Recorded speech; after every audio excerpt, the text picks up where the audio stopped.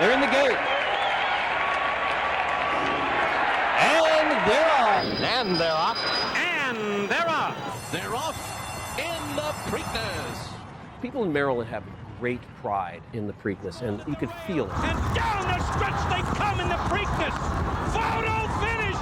For centuries, horse racing has been part of the fabric of Maryland sports culture. Racing has a long and deep history here in Maryland. Long before football took over Sundays, the track was the place to be. In the early years of the Maryland Jockey Club, George Washington used to attend the races in Maryland. So the roots go deep in racing here. Roots that trace back to Saratoga Springs, New York, where a dinner party between prominent sports figures, businessmen, and Maryland Governor Odin Bowie sparked the idea for a new horse race. Bowie convinced the group that Maryland was the perfect home for it. And that's where Pimlico came in. They got the land, they built the racetrack, and on October 25th, 1870, they opened the track and they ran the dinner party stakes. The race itself was named after a horse called Preakness, a champion colt who won the first dinner party stakes at Pimlico in 1870. But unlike the legendary Triple Crown winners we remember today, we see, the Secretariats and the Justifies and the American Pharaohs, and we look at them and say, wow, what a specimen this animal is.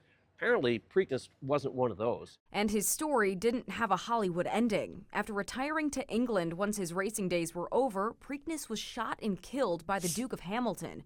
Reports from the time, while somewhat murky, said the horse had become temperamental. Preakness had a kind of an unusual start to his career and certainly a violent and, kind of sad end to his life. Today's focal point in American sports, Preakness Day. But the race bearing his name grew into one of the crown jewels of American sports. Pimlico had found its way into the top echelon of American racetracks. Pimlico, Maryland, and the Preakness.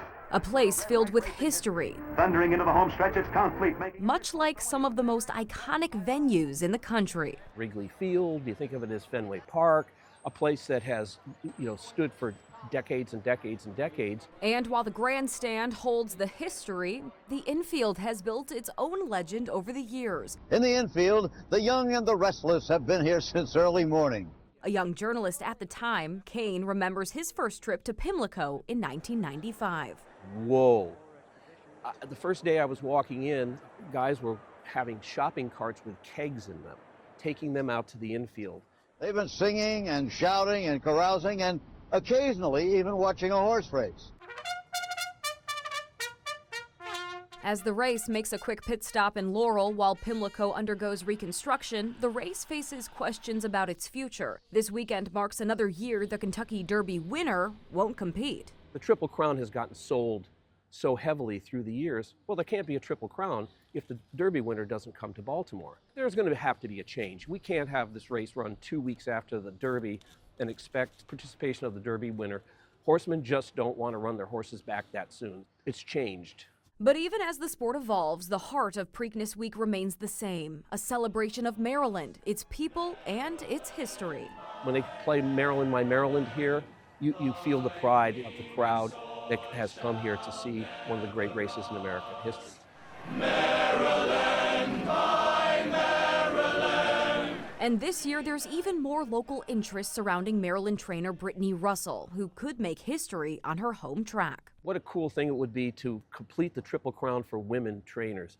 Jenna Antonucci won the Belmont Stakes a couple years ago. Cherie DeVoe just won the Kentucky Derby. Brittany Russell, does she win the Preakness here on her home turf? It would be a popular victory, that's for sure. Because whether it's the horses, the history, or the party in the infield, for 1 week every May, the spotlight belongs to Maryland. They realize that Preakness Week is their time to shine, and they do. In Laurel for DMV 250, Maryland, my Maryland. Natalie Spalla, 7 News.